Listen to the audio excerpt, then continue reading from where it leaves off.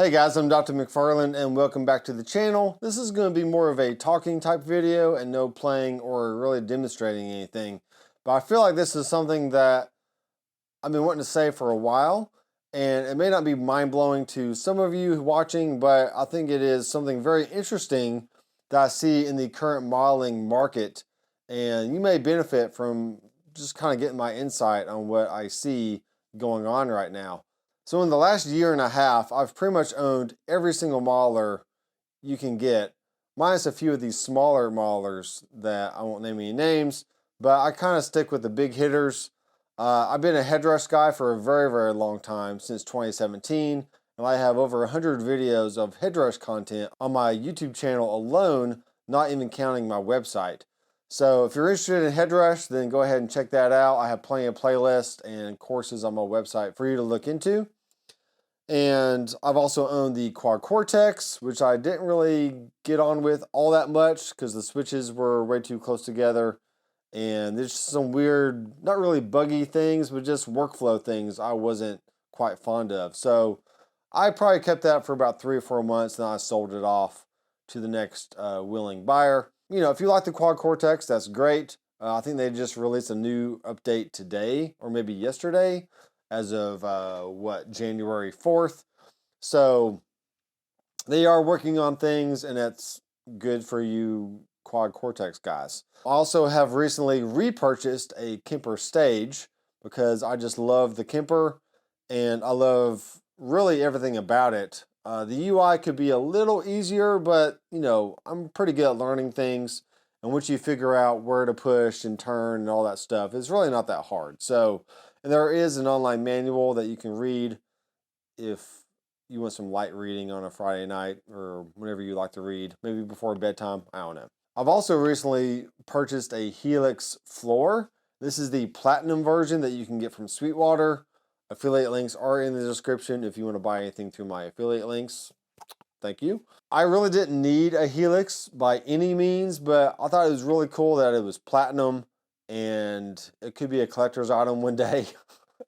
It's probably the worst investment ever, but I just thought it was cool, and I do like using the HX effects on a little board that I have with a few other drive pedals, and it's a pretty easy unit to use.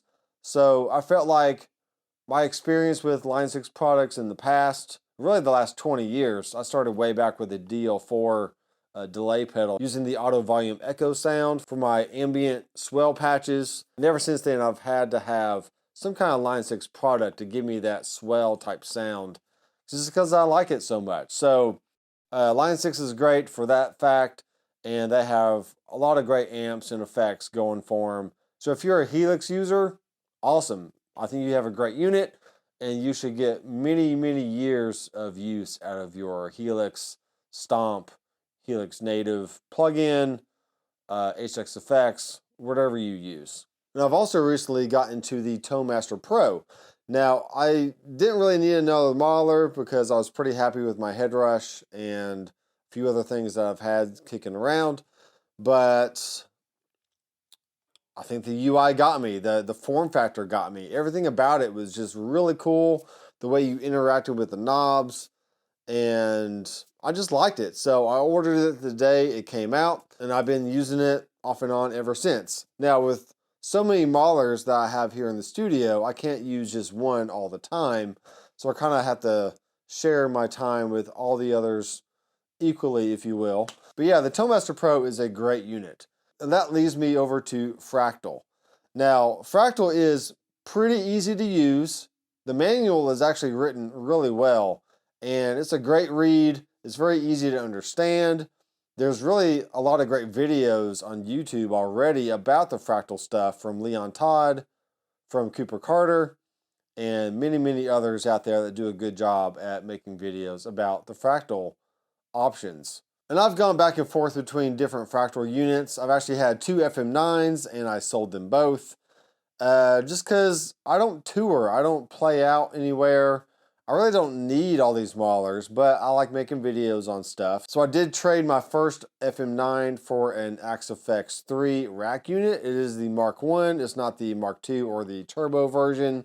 But honestly, it has enough juice on there. I can do pretty much whatever I want without limitations. Now, I did have an FM3 Mark II probably 5 to 6 months ago, but I ended up returning it at the time because I did find that it was very limited on what it could do. You only have 1 amp block, you only have 1 reverb block, and you do run out of CPU pretty fast.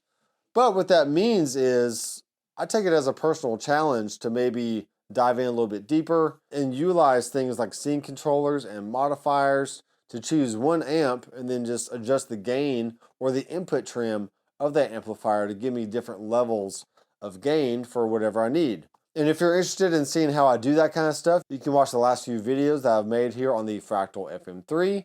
So once again, I am back onto the Fractal bandwagon. I have the FM3 Mark II right here in front of me. I have the Axe FX3 right behind me on a Laney LFR12 powered speaker, which is a great sounding speaker, by the way. And all this leads me to what I see going on in the market right now is everyone's coming out with the next best thing. And really, if you apply the same basic concepts to one model to another, you can get great tones on any of them. But it really comes down to workflow. And what I've seen here lately with the Axe FX3 getting this gapless switching that you can change between presets, scenes, which you could already get gapless switching between scenes as long as you had 2 different amp blocks. But now you can actually get gapless switching between channels within those blocks. That means that you can have 1 amp block and just change the channel and get all kinds of different sounds that you want, and it's totally gapless. So that is my hope and my dream for the FM series from Fractal, is being able to have gapless switching across everything, preset, scenes, and channels. So that way, even on an FM3, I don't have to do all these workarounds just to get gapless switching when I go from one preset to the next, or even one channel to the next, either on a drive block or an amp block. Now, I think a lot of that innovation on the Fractal side has come from seeing what Kemper does when they switch between rigs within a performance. You have totally gapless switching from one rig to the next, and it just sounds really good. Like all the reverbs and delays just spill right over. There's no break or gap when you switch between different amps, and it's just a beautiful thing. And also the ToneMaster Pro has gapless switching between their presets. Now, it doesn't have scenes or snapshots like you see on other units, so their way of switching from one sound to the next is really just switching between 2 different presets.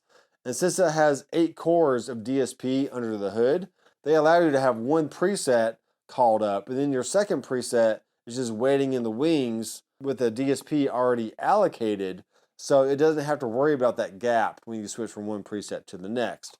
So I see there's a little bit of competition now in the market as far as gapless switching goes, and the guys from Fractal are really stepping it up, and they've already added this gapless switching to the Axe FX3 unit, and I think it's just a matter of time before they add it to the FM9 and the FM3. So it's 2024. We should have gapless switching in 2024, right? I kind of hate that saying because like we should have this in this time of year. It's like, well, you're going to get it when you get it, okay? And I think in 2024, we will have gapless switching on the FM series of Fractal units. So let me know what you think down in the comments. Am I right? Am I wrong? Do you agree with me? I think it's just the way the industry is going. We want to have all the tones that we can come up with right under our feet. And gapless switching is just that one last barrier that we have to get through in order to have a great clean tone, then go directly to a great overdrive or lead tone without that annoying pop or gap in the sound. So I got a lot of work to do this year, and it's going to be a fun ride checking out all these different modelers and making presets and rigs for you guys. And if you're interested in anything on my website, be sure to check it out. I have affiliate links down below in the description of this video and all my previous videos and all future videos. So if you want to support me in any way, I highly appreciate it. And until next time, I'm Dr. Mcfarland. I'll see you in the next video. Keep rocking.